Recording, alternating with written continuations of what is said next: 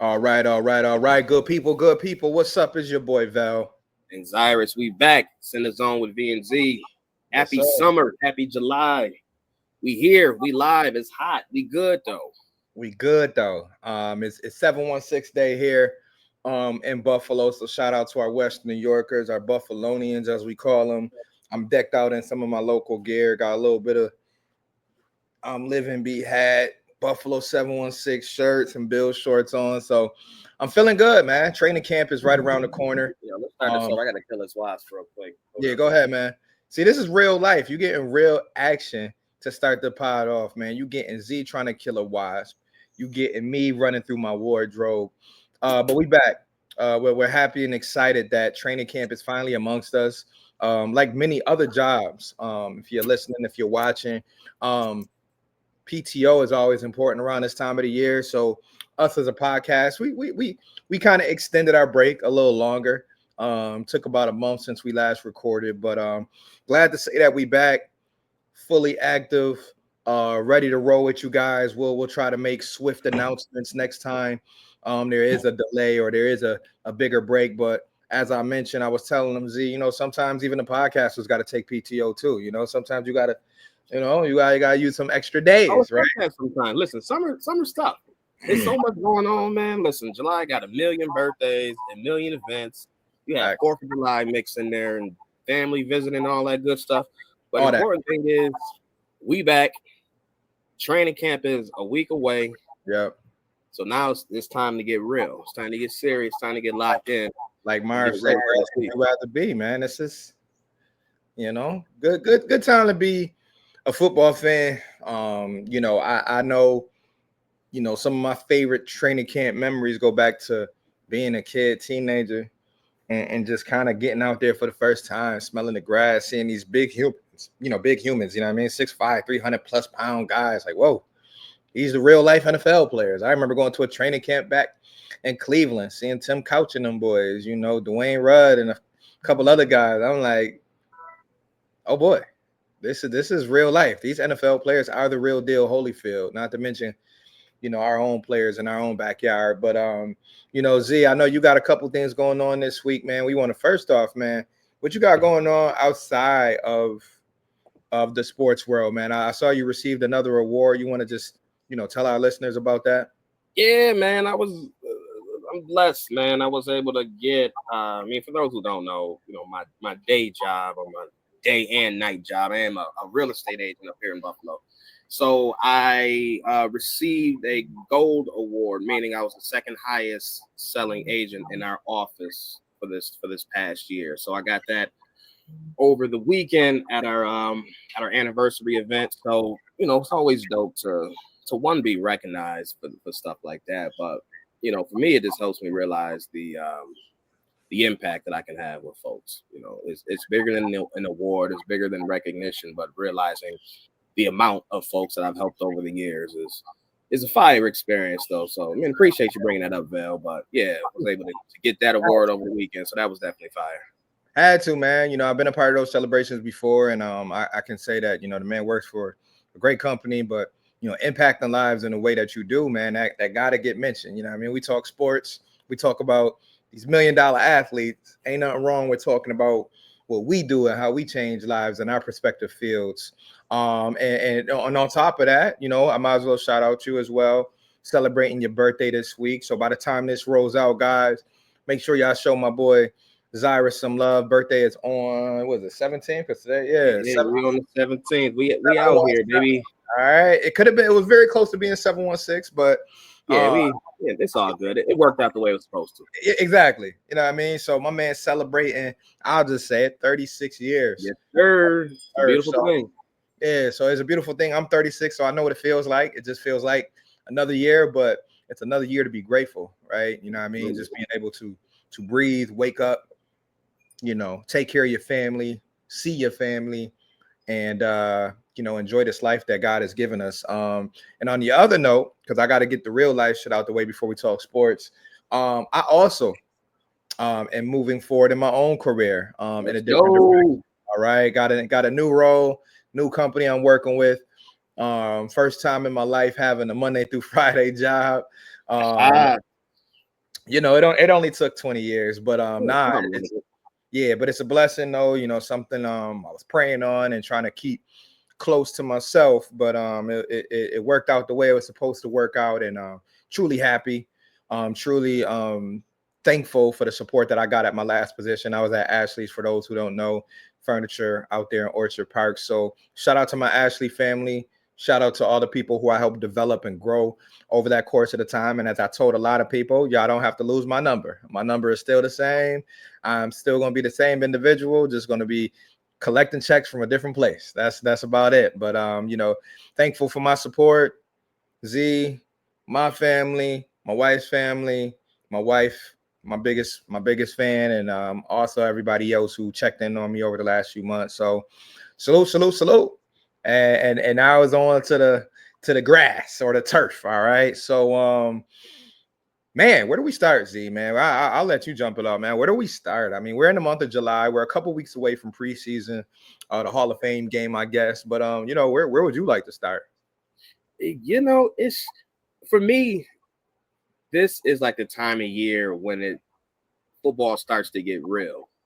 Like I've been finding myself on YouTube a lot more, just watching these highlights, watching these videos, watching college clips from the draft picks, like just getting prepped and ready just to kind of just get that excitement going, because it's the time when a week from now players gonna be rolling into St. John Fisher. Hell, rookies already reported, so you already got coaches and players over there. So like this is just the time of year when it just really starts to get that excitement going. So like I love this time of year, because like this is I think for us still, we've been a legitimate team now for about 7 years or so.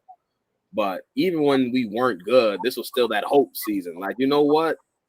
Fitz did finish the season strong. We might be all right this year. Yeah. Or, we got EJ, and you never know what we can do with a good defense. This is that hope season. You always, hoping that your team can do something, can step up and, finally get to the big one. But, I feel the same way this year. Just hopeful that Josh can continue to be Josh, put the team on his back, and actually get us over that hump. So this is just that that time of year where I love being a football fan.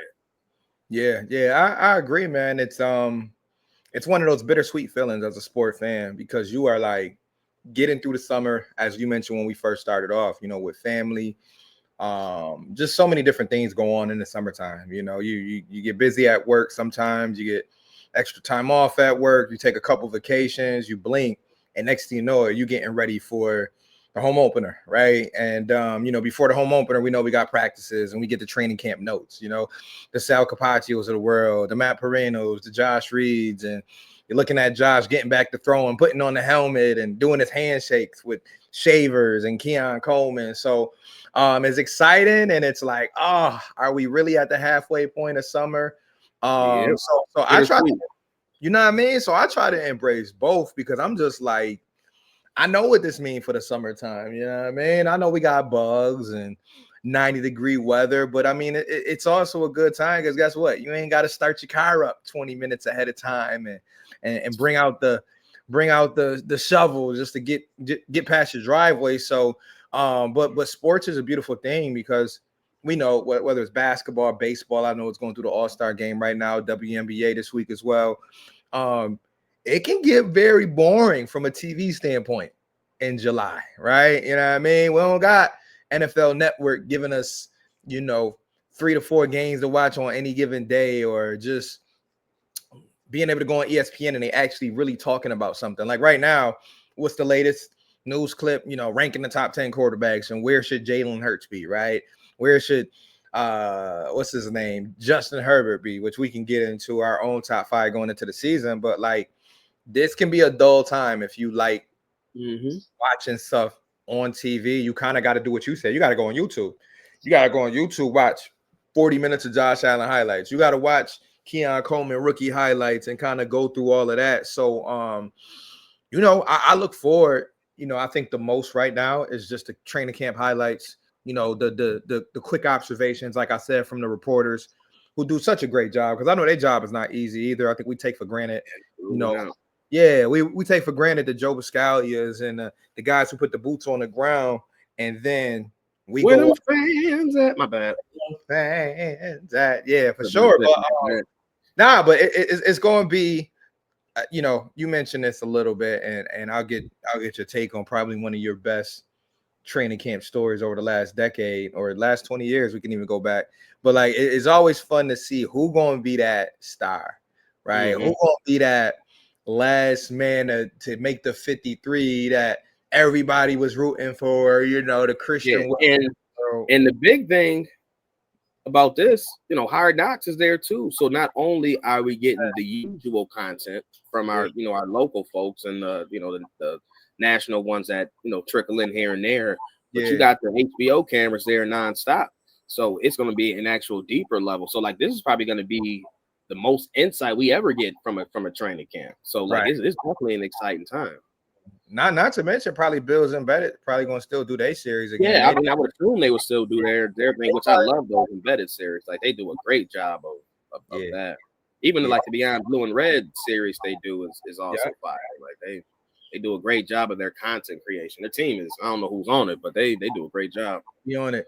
Yeah, and I think for us, I know we do this really for fun, but like you look at our jobs, it makes our jobs easier to be able to kick it and talk about what we've seen from training, from Hard Knocks, talk about what we're seeing from or what we're hearing from the Bills reporters, or, when we do get a chance to either go to St. John or go to the stadium, this over the next 3-4 weeks, this is the time when we can really dive deep, because I always say in the month of June, you are literally scraping, trying to come up with news. And that's why I think most of my reporters who I follow and I know, they go on vacation. They like, guess what, y'all? Y'all be cool. Calm before the storm. Yeah, I'm gonna be back here because for these next 8 months. Because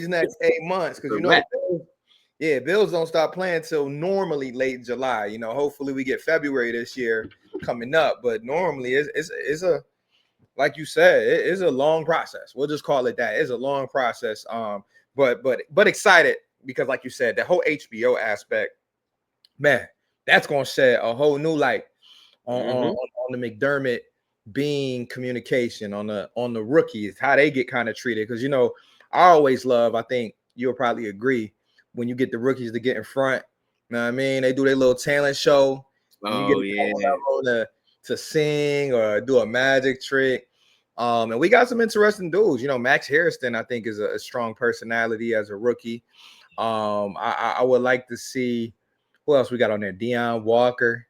TJ seemed a little more low key. I know he got to sign his contract, but I think Max and Deion might low key be some funny characters. When it comes to keeping the eyes on the rookie. So we'll see what happens with that. But I do want to jump back and reflect. It's 2025, so we'll go back to the last 25 years.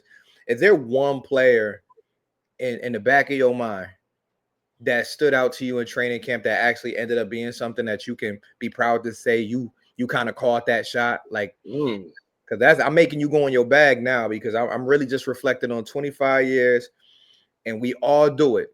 It'd be late July, early August. We like that mug going. I've seen enough. For me, I would say, but his height was short-lived, but it was Carlos Williams' rookie year. Okay, I like that one. And I was like, yo, who? I knew who he was, obviously, from the draft, but I'm like, yo, this cat out here running hard. Man, he got the size, he got some decent speed, he has good feet. Right. I'm like, yo, he out here running open, running wide. Again, we're not doing no full tackle in this training camp, but I saw him in training camp, and I said, all right, let me see what you can do. Yeah. And by the time that season actually rolled around, like he was balling. Right. Like if he could have kept himself where he needed to be, and I don't know if he had personal issues or just couldn't get his diet in order or whatever, off the field stuff. Yeah, on the field that rookie year, my man was eating. And I like at training camp, I said, he might be a little something, but you got to take that with a grain of salt, because there's been mad running backs that look good in training camp. Your Shard Williams, your Raheem Blackshears, like there's been, there's probably about 15 of them that's been there. Who did I miss? that I thought was about to finally. What's old boy name? Which one? Wide receiver? Receiver, yeah, receiver. Robert Marcus. Falk? Nah, Oh, Marcus Easley. Oh, I like Marcus. that. Man, I said he gonna be the he gonna be the one. He Yeah. hung on that team for a long time, but never did anything. He had that one long touchdown. Well, Yeah. Ooh. Ooh. that was what I thought. I said, yo, he gonna be the one. He gonna That's be a little something. that's a pull. I like that one. Man, oh man. Man, I'm glad you brought that up because now you're gonna make me go back and really reflect because I had a couple in mind that I was thinking about, but now you forcing me to go a little deeper back in my bag. But Yeah, I mean, I feel like everybody every year got a little training camp crush that you yeah, just really want to make that 53 and get a chance. I mean, I feel like Duke Williams was another one yeah, that I was like, yeah, because I mean, so I'm doing the CFL. He had a good high school pedigree. You know, yep, talent is there. yep, See if he can do a little something. yep. Yeah, I think for me, man, this might have to be a two-parter, but I remember being high on two players in particular in the summer going into the season. One was Dante Whitner back in the day, which most people remember, first round pick. I'm like, man, this guy gonna be it. You know, he gonna take over as safety. Bro, my fault. Pause that real quick. The Yeah, fact that a safety was drafted top 10 is crazy in hindsight. Like, yeah, I know. what was y'all? What was Was that? y'all thinking? And an undersized safety at that. So it wasn't even like he was a freak of nature. Like Right. you got you a standard 5'10, 5'11, 200-pound safety and was like, oh yeah, he gonna change the way we do things. He the one. Yeah, right. He the one. But see, at that point in my life too, I'm a younger fan, so I'm like, oh, this safety about to be the man. He about to smash and catch. But the So thing is, like that said, that rookie year, he looked yeah, great in training camp right. leading up to it. He was flying around, he was hitting people when he's not even supposed to be hitting them. Yep. So I got I got two more because I feel like one ain't good enough because you mentioned a couple names too, but the other two I'm gonna mention, one was a young dude as well, Aaron Maben. I think once again, slender dude, first round pick, showed some athleticism in college, but that was like a hope and a dream. But I'm like, I was begging for dude to be successful because I'm just like, because we needed him to be bad. Right. I'm like, I know we can try to make something out of this right here. So he was another one that I was really pulling for, as a big training camp story, first round pick who I really wanted to work out, It's funny. I think about that that you mentioned him. I think about that little squabble that him and Eric Wood had that rookie year. He just kept getting dominated, and I think Eric Wood said something along on the line of pay that money back or that big ass signing bonus back or something. Oh, I don't even remember that. That's a good call. Yeah, I remember that. He was getting crushed. Oh, that hurt. But I'm gonna switch gears to a veteran now, and I'm gonna say Tyrod. That was a fun one. Yeah, and I'm gonna say Tyrod because I think from a Bills fan standpoint and like a reporter standpoint, there was a lot of back and forth, going into the year that he was named starter. Yeah, he's a complete unknown too. Yeah, it was like, we're gonna get this dude a shot. He done, been around the league a little bit. We knew about his Virginia Tech history and all that. So like I was kind of like excited to see what he could prove as a starter. Like we were really giving him a chance. And he had great running back behind him. Honestly, he had a good running back room, a very good running back room with the likes of Shady McCoy. I think he had one year where he might have had Gillislee, but with Shady in the backfield and with some of the supporting staff that he originally had, number one, I was just tired of seeing the whole Kyle Orton / whatever else we were trying to do at that time at quarterback. I'm like, yo, y'all need to try something different. Y'all done gave the Kelly Holcombs of the world, the Brian Broms of the world, I mean, the list goes on. Didn't we have Matt Leinart in for a training camp? A training camp, yep, and Vince Young. So we had some interesting names, but I think Tyrod to me, facts. Tyrod to me though represented something a little different, and he wasn't the only one in that camp that he was really competing with, because I think the other guy was Cardell Jones and Yeah, he was in there for a little bit. and it was one other person that's escaping my mind, but Was that Jeff Toole? Was that Toole time? yeah, but I don't think it was as close with Jeff Toole. Jeff Toole was around that era because Jeff Toole and Thad Lewis. Yeah, they were break glass in case of emergency. When Right. They got in the game. Yeah, that was 2013, 2014. But when Tyrod jumped on, I think in like 2015, we were just 2015, 2016. We were just breaking away from Kyle Lorton. And I think they were really, really, really trying to give him a shot. And a lot of the fan base was split until he started. And we saw some of the things he was able to do. You know, we had T-Mobile. We used to make up different nicknames for him. But I was actually excited because there's a guy who I had decent hopes for. Like, I'm like, he ain't going to be no MVP. But I mean, when we've been dealing with complete trash for the last 17 years, I'm like, this guy can give us a little bit of hope. And he ended up being that quarterback at the helm when we broke the drought. So that was so go ahead. So his first year, he was there competing with EJ Manuel and Matt. That's who it was. Yeah. Okay. So okay, we was really. I couldn't think of the other guy's name, but EJ Manuel. Yep. And don't get me started on that. That was another one. That was ooh. Yeah, that's ugly. But you know what? Now that you mentioned him, though, when you first brought him up, I thought of around that same time, training camp, Lorenzo Alexander, when he showed up as a veteran, not a household name, because people are like, who the hell is Lorenzo Alexander? But right. I remember him just kind of making waves that whole off season, and I think also Rex Ryan said something along the lines of, if you had to start today, who'd be in there? And he said it'll probably be Zoe. Yeah, and then like everybody been having their eye out on him. I'm like, oh shit! And then Lorenzo came and balled out for like 3 seasons. Yeah, Lorenzo. That's that training camp excitement. And like I said, we only going back, 10, 15, 20 years. We're not trying to go too deep. But those were some good names, though. We just mentioned at least 7 or 8 names that like the average fan probably ain't thought about in the last few years. Yeah, I will say one of the most exciting training camps I went to, just from just a player standpoint alone, is when they signed Mario Williams. And I'm like, yo, I got to get to training camp. I need to see this man in person. I think I might have said it on here before. I get there that train. I think it was the first day of training camp. This dude came out there in all black compression, looking like Batman. I said, ain't no way this human is, first of all, that size with no fat on him at all. I said, yo, but how? And then you realize, like, yo, these people, they just built different. They just not the same level of human as us. Like, they cut from a different cloth. But I was excited to see Mario Williams in that Bills jersey.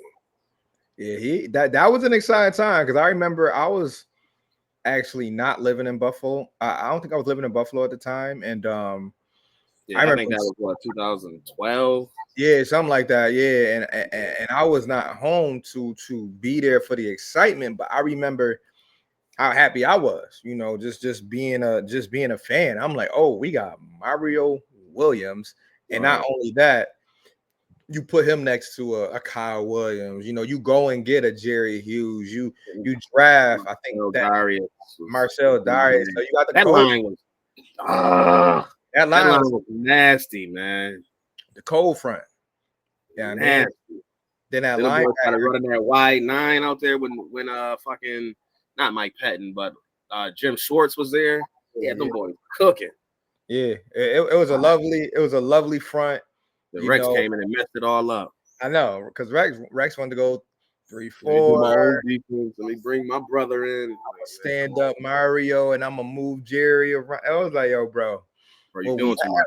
Yep, what we had was working, and you decided that you wanted to tweak it a little too much. I think who we had at linebacker, we had Preston Brown, Nigel Bradham, maybe. Or it could have been when Nigel Bradham came, Preston Brown went out and got traded. But I remember Zach Brown being a part of the boys out there. There's a couple of names they had, you know what I mean, from a linebacker standpoint. But that was a fun time. From a defensive standpoint, I think offensively, the Bills couldn't really find their identity back then, because once again, they were trying to. They had a quarterback. Yeah, they had Shady though. Yeah, I mean, but it was like, He was the entire offense. Sammy Yeah, I Watkins. didn't know if they had Shady. Well, when that D line was really cooking, Yeah, I don't even think they 2014. was there like that. Because I don't know. he got there. Yeah, he got there. What, Rex's first year? I think so because Sammy got drafted in 2014. Yeah, so I think 15 that off season. Yeah, that Kiko Alonso trade. Yep. Yeah, but either way, man, that's when Fitz was just running around trying to make something happen. Yeah, Fitz and Stevie and David Nelson. Yeah, Donald Jones. Donald Jones, Scott Chandler. Damn, that offense. It was I mean, not trash, but it just. But nah, it was. Listen, bro. It wasn't trash. It just didn't. Listen. It was. The thing was, it was either the offense was good and the defense was not good, or the defense was fired and the offense was trash. It was never in the same season where they can put it all together because they had talent. Chan Gailey had a great scheme. Like, he had that offense humming, even with average quarterback play. They just couldn't put it all together. And you had Tom Brady killing the division, so you shut that down every year. Yeah, back then, like, the Jets was probably the only team that was really throwing blows with New England, and that was Miami had, I think, one good year where they fight, but that was it. Right. So it was really Mark Sanchez and them boys playing them tough, them 13-10 games.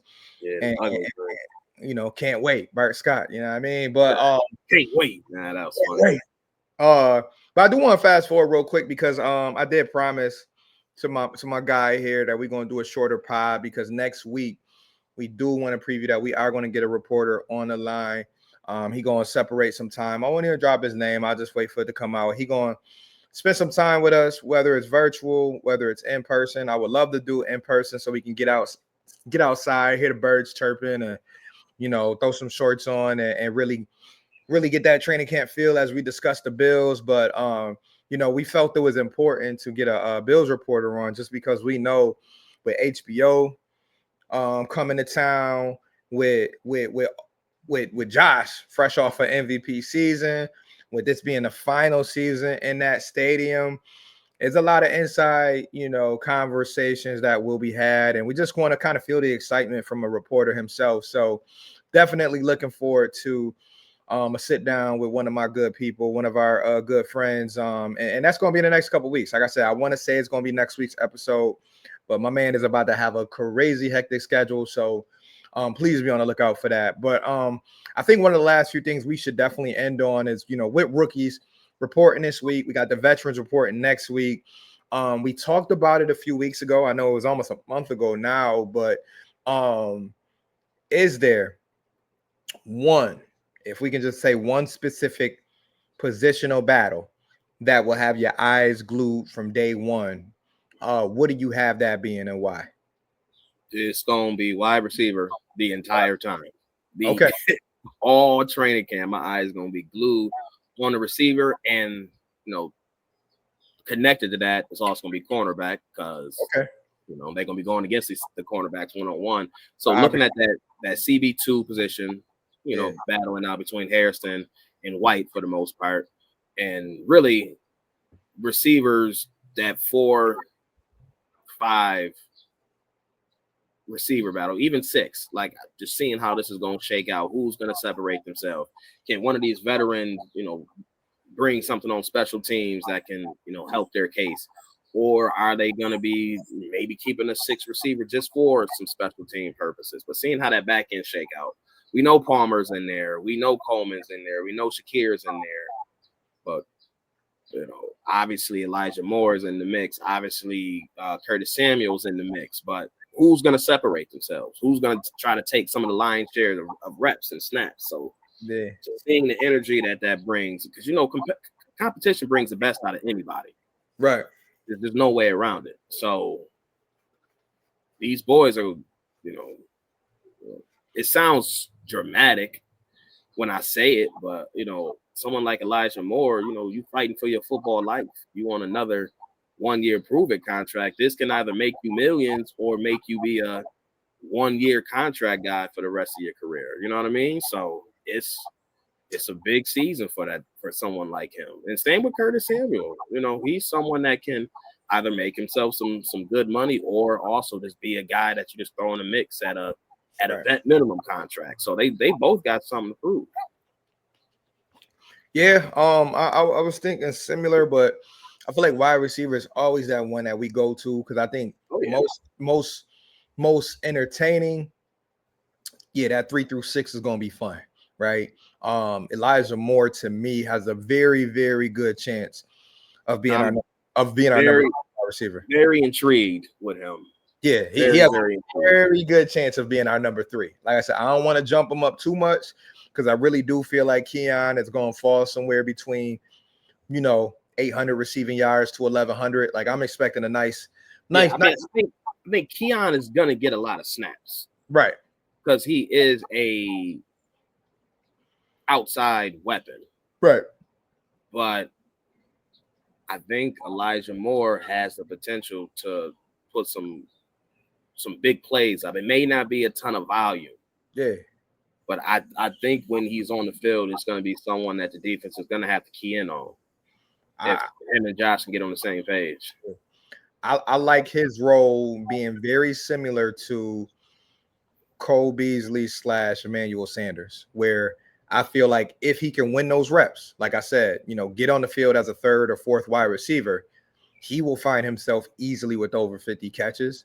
Just because what Josh trusts more than anything is if you can catch that ball and get upfield and get the first downs and get additional yards, Josh going to find you or Josh going to look for you. So if he can make himself out to be a reliable guy during this training camp, during preseason, I think Josh is really much so going to be like, you know what?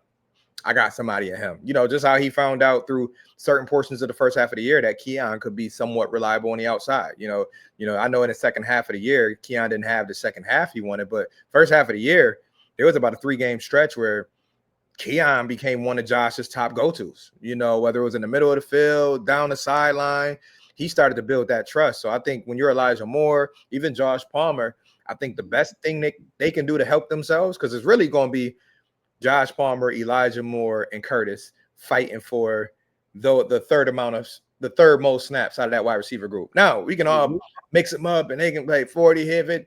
They can have fun with it. I think Joe Brady is going to have a grand time with that group. But if you Elijah Moore, if you Josh Palmer, and if you Curtis Samuel, you best believe you better stay on top of your game this entire training camp, because one slip up and you go from the number 3 to the number 5. One slip up, you go from the number 4 to being possibly 6 or 7, and hard and fighting with the likes of Laviska Shenault or somebody else or Shaver. So I think that, like you said, that's going to be probably the most entertaining one.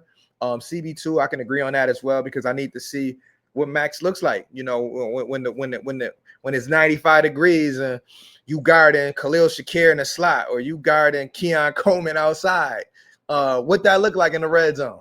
Or is Keon going to abuse you and make you look like you got to put on 20 pounds? That's going to be fun to see. My one that I really want to eye on, though, and this is more so a position that I feel like it's probably going to be the most important position, for that whole defense, is that safety position. I think that safety group as a whole, 1 through 4, if you want to call it that. I know we got the guy from Washington. I know DeMar Hamlin is back. I know Cam Lewis is going to be out there. I know Cole Bishop and Rapp are going to get the first reps. But I want to see a huge jump from Cole Bishop. I want Cole Bishop's name by the end of August to be one of those names where around the league they like, yo, Bill's second-year safety looked very good in camp.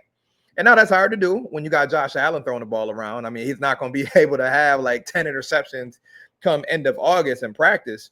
But I'm looking at the scrimmages. When they playing the other teams, I think they got a couple scrimmages lined up. I'm looking at preseason.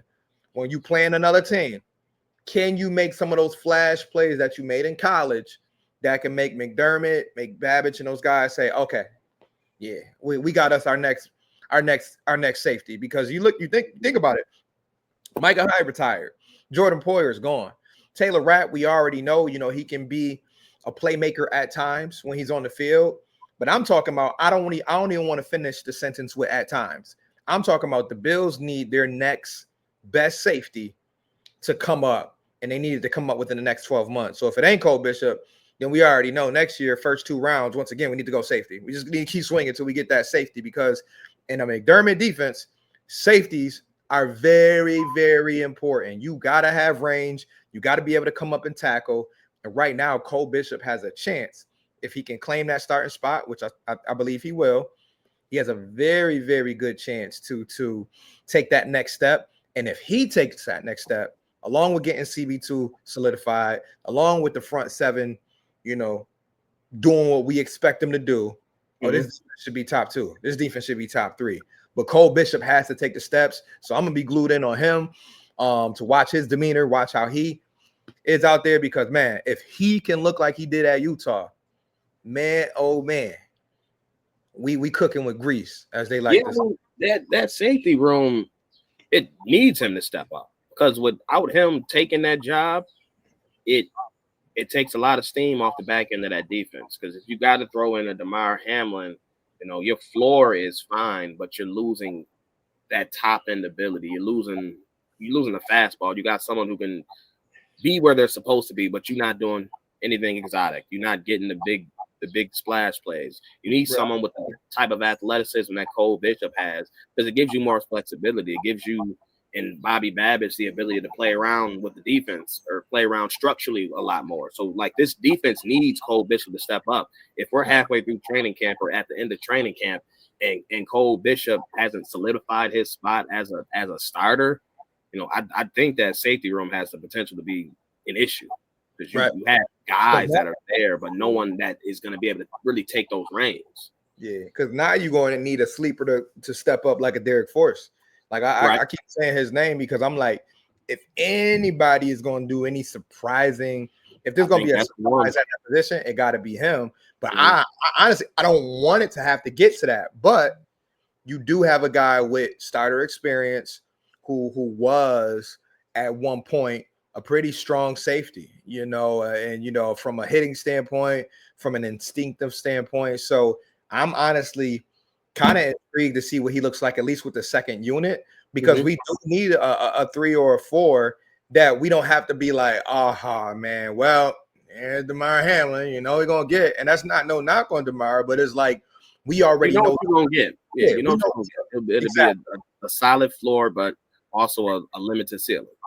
Exactly. So it's like, you know what you're going to get. You're not getting 5 interceptions. You're not about to get, 4 sacks on the year. Like, Damar Hamlin going to do his job. It's just that with this defense, what they got up front, oh man, this defense shouldn't be no less than 2nd or 3rd in the league overall. So I do want to close on that note, because I do want to give us some more room to discuss training camp as a whole.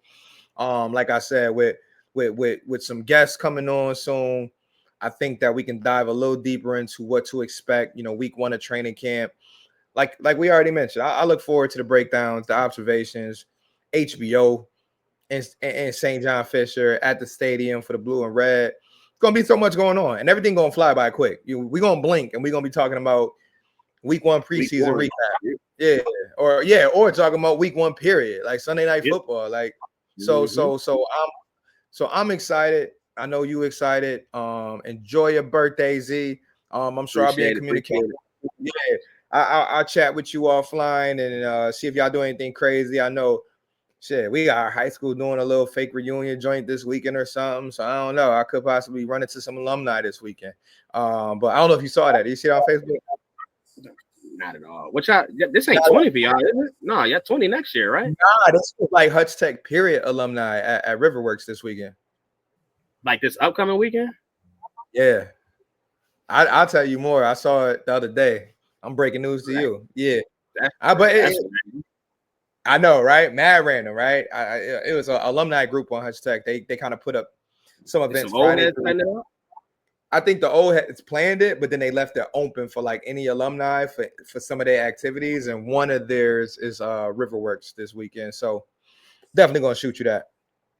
Okay. Yeah, let's see. Yeah.